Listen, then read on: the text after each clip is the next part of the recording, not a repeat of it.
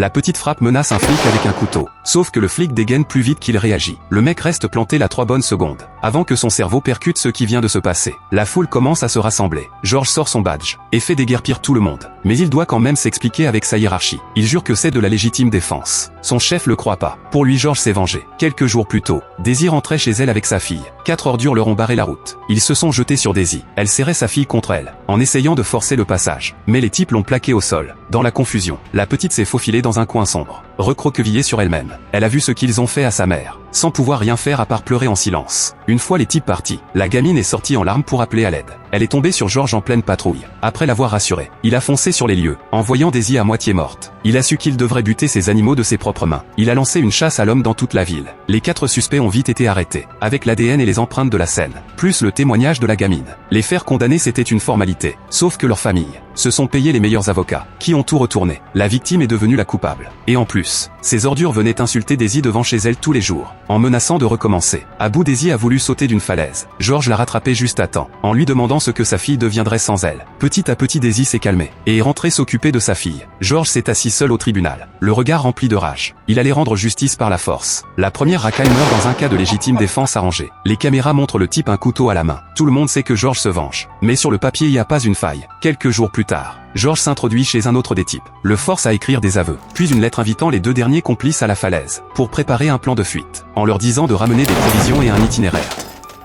Les 2 derniers racailles arrivent au bord de la falaise, sauf que c'est pas leur pote qui les attend, c'est la fureur de George. Ensuite, la police arrive sur les lieux, ne trouve que des provisions et un plan de fuite dans la voiture. Conclusion, les 2 se sont enfuis par culpabilité. L'avocat arrogant lui aussi finit par craquer. Il avoue de lui-même avoir produit de faux témoignages au tribunal. La justice déclare finalement les 4 coupables. Daisy et sa fille retrouvent enfin le sourire, et remercient George du fond du cœur.